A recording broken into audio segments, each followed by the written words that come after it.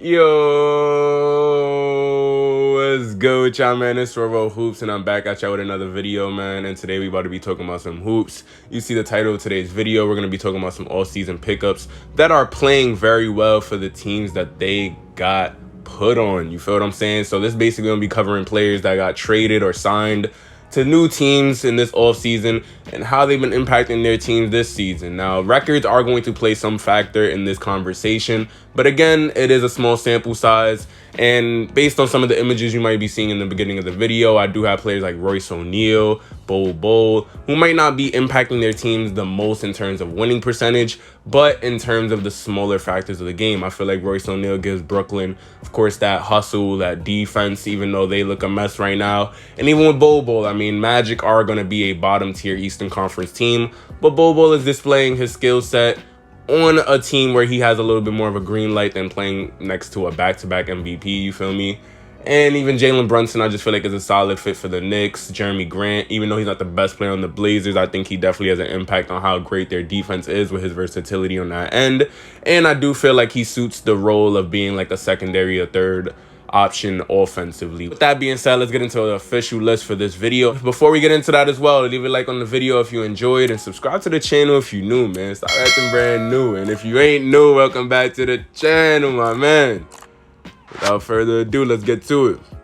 The first player we got on this list is Dejounte Murray. And back when I made my Eastern Conference video and making predictions on what would go wrong with each playoff Eastern Conference team, there was a lot of speculation around how the fit of Trae Young and Dejounte Murray would work this upcoming season, being that prior to them playing together, they were both the primary playmakers on their teams and had a considerably high usage rate to control the offense for both teams. And with Dejounte Murray never really being known to be a above average shooter, it was just some questions in terms of how their fit would work together on offense, but I don't think it was any questions towards how he would impact this team defensively on the perimeter. And so far, it seems like they've been able to make it work for both, as he is towards the top of the league in steals per game. Not only that, he's also attempting about 6 threes a game and shooting 40% from there. And while I do see those numbers decreasing throughout the season, it is nice to see him effectively playing off of Trae Young and also just attempting more threes from there, while I do think he could do a better job of getting to the free throw line, still being one of the better mid-range scorers in the league as well. And as for the ball handling duties, it seems like him and Trae Young have been one of the best playmaking duos in this league, because even though he is averaging slightly less assists than he did back in San Antonio, his assist to turnover ratio has still been pretty solid. And it seems like he still is able to create for his teammates very efficiently alongside Trae Young. It adds another layer to their pick and roll offense, having a deadly ball handler that can create or initiate offense coming off of a screen from some of the best roll men in the league in John Collins and Clint Capella. Trae Young is also a top 5 in assists per game. And before the last 2 games, he was averaging almost 30 and 10 alongside Dejounte Murray. And Murray just helps him on that end. I mean, we've seen Trae Young also playing more off the ball. His chemistry with Dejounte Murray, even finding each other at their spots, has been pretty solid. And Atlanta has just continued to be one of the better offensive teams in the league. Now, while Dejounte Murray has definitely been taking on the assignment for guarding the opposing team's best perimeter players, as a team, defensive rating-wise, Atlanta still hasn't reached, that level that would make them true contenders coming out of the East. But as for his fit alongside Trae Young and the rest of this roster, they both have been able to create easy shots for their teammates, and it's been just a very seamless fit for them on the offensive end of the floor. Despite the sample size of games still being small, with Atlanta sitting on a record of 5-3, and 2 of those 3 losses coming from really good Eastern Conference teams. And you could also make the argument that their schedule has been relatively easy at this point.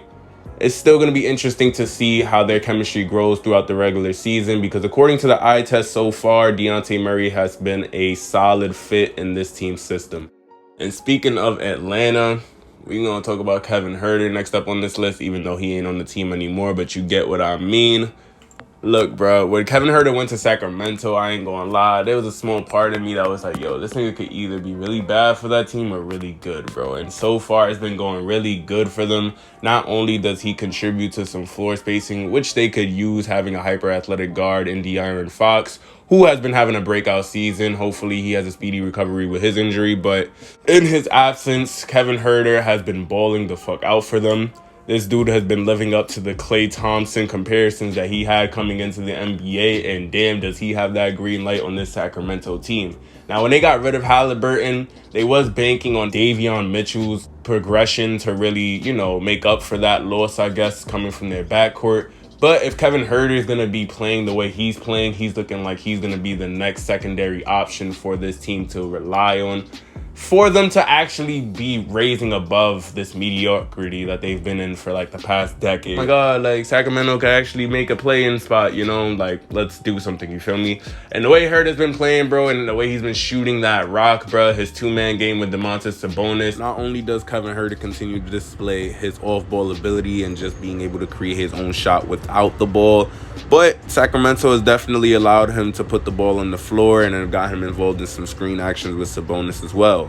He's also really good at running like some handoff plays with Sabonis, as Sabonis is really like an underrated passer for his position and one of the better passers in the league at the big man spot. But you could just tell Kevin Huerter's gotten the confidence within the system and is more comfortable at making more reads coming off of a screen. And as of right now, Kevin Huerter is averaging 19 points and shooting 52% from three on 8 3-point attempts a game. And to give some optimism for some Sacramento fans, as it feels like we're watching the second coming of Peja Stojakovic on this roster. And I don't want to make it seem like I'm jumping the gun here, but from at least watching the games, you could tell that the confidence in this man's game has completely changed. He's been just shooting it from any way you could think of. Pull-up threes, step-back threes, pull-up mid-ranges, deep threes. Whether it's catch and shoot, playing without the ball, or even just coming off a screen, that man is going to pull it and pull it efficiently. So he's already made himself as one of the better marksmen in the league in years prior, but he's gaining some more consistency and continues to be even more efficient from the perimeter while increasing his volume and shot attempts.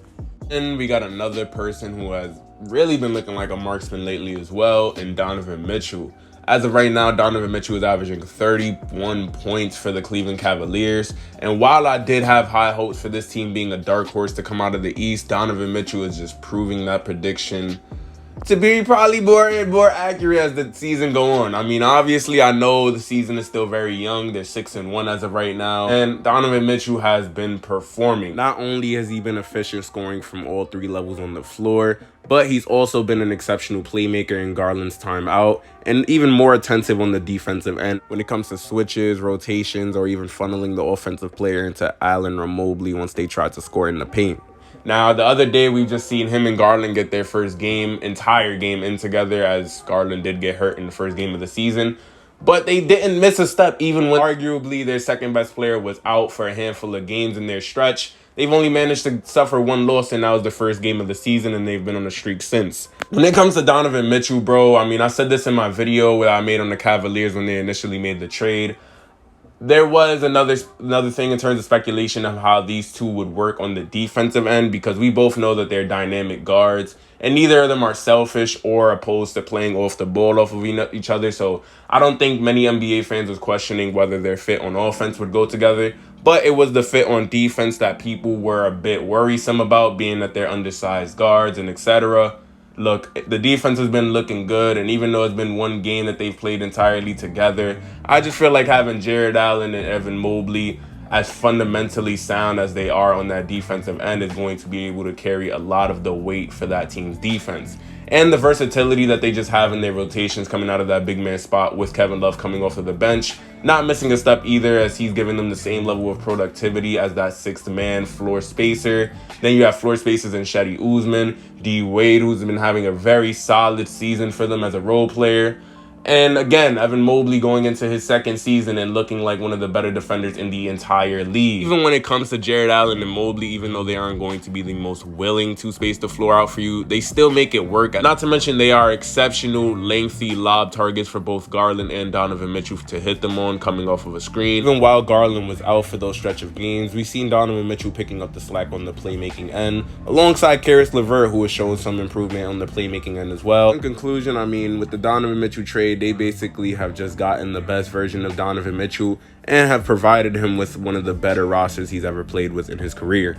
Now it's just a matter of seeing how this team continues to gel together throughout the season and remaining healthy for the playoffs, because boy, do we know Donovan Mitchell can turn shit up offensively in a playoff series. And we got the almost NFL athlete himself, Dennis Smith Jr., and boy, does he have one of the better comeback stories for one of the younger players in this league. At age 24, he saw himself out of this league, and now he got himself an opportunity in Charlotte as the starting point guard of the team, with LaMelo Ball being out to an ankle injury to start the season. Now, don't get me wrong, man. I haven't watched that many Charlotte games. I'm going to keep it a rack with you. I did see the game they had against Sacramento and the game they had against Golden State. And one of the main criticisms that Dennis Smith Jr. had at the beginning of his career was really his issues on the defensive end and his leadership ability playing at the point guard position. Now, I'm not going to rehash this man's whole story, but it is worth looking into if you want to know more about him and why his production this season is so surprising and actually really solid for the Charlotte team going forward that doesn't have many gems in this roster, alongside the criticism that I mentioned earlier, his jump shot being one of them, which he seemed to improved on. You feel what I'm saying? He's shooting 42% from the arc at this point in the season, and while I do expect those percentages to go down to about league average probably, he is taking about 2 or 3 attempts a game. And not only that, he's also made major improvements on the defensive end, being more attentive on on-ball defense, and just playing the passing lanes as he's amongst the league leaders in steals per game. He hustles after rebounds, and not only that, he has also improved his playmaking ability, averaging 6 assists and controlling his turnovers. While at best, I still don't think he'll reach the stardom days that was projected for him coming out of high school and college with the unbelievable athleticism he had coming into the NBA. As you can see, his game has more so shifted to like an older D Rose now, finishing at the basket with more layups and just trying to get to his shot more often than not. While the man is still not perfect, like I said, I do feel like he can suit the role of a backup point guard once LaMelo comes back. And while we won't see Charlotte winning many games, you do see Dennis Smith Jr. carrying the responsibility that comes with being a floor general, making significant strides in his game when the bar was set extremely low for him, bouncing from team to team, and especially playing in Charlotte where the expectations were set at its lowest. He's proved all the doubters wrong, and not only is he having his best season of his career from an efficiency standpoint, but his decision-making has definitely made an improvement. As of late, he's been looking like one of the more well-rounded guards in the league, but can potentially have a solidified rotation spot on an NBA roster. And whilst we were on the topic of Kevin Huerter putting on his best Klay Thompson impersonation, we got another one of the league's best snipers in Bogdanovic. And I really say that we expected him to do this. I mean, the man's averaging 22 points, 52% from the field, 50% from three. And of course, like I continue to say, those percentages will go down. Detroit is only 9 games into their season. But I mean, the dude is taking advantage of the shot opportunities he's getting on this team. And when Detroit made this trade, it was heavily criticized because his age doesn't really fit the trajectory that this young core has, with him turning 34 in April. And given his age and skill set, his services would have just been a lot more useful on a contending team. And while that may be true, doesn't really matter. I mean, a shooter is going to be a shooter, and his game is going to pretty much age well as long as he stays healthy. I think he's going to be able to help with the floor spacing on this team, especially with players like Jalen Duren and Jaden Ivey, Cade Cunningham, players who attract a lot of rim pressure. Not having the most consistent snipers on this roster, he adds that value to this team. And again, with Cade Cunningham coming in with a pretty established passing vision for a sophomore in this league, I do think that Bogdanovic will be able to relieve some of the offensive pressure off his shoulders, being able to attack closeouts, maybe hit the defender with a couple of dribbles. Bogdanovic is nothing flashy off the dribble, but he just knows how to create his own shot, and boy, does he hit those shots. So, I mean, as vague as it sounds, man, he's just been a very excellent shot creator for them, an efficient one at that. And honestly, I can see him having like a 50, 40, 90 season on some calm shit, even though they're only 9 games in. And again, I do see those percentages probably dropping down as the season wanes on. And while Detroit doesn't have the most talent on their roster from just an experience standpoint, they do have a young core that can develop into a pretty menacing team in these next couple of years.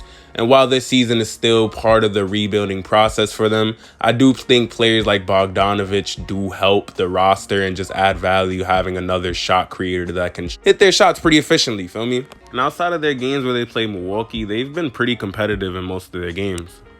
Then we got Lauri Markkanen of the Utah Jazz, who has been looking like the front runner for the most improved player of this year. Even though we're only about 9 to 10 games into the Utah Jazz young season, they have been one of the more surprising teams coming out of the league, as everybody had expectations for them to tank.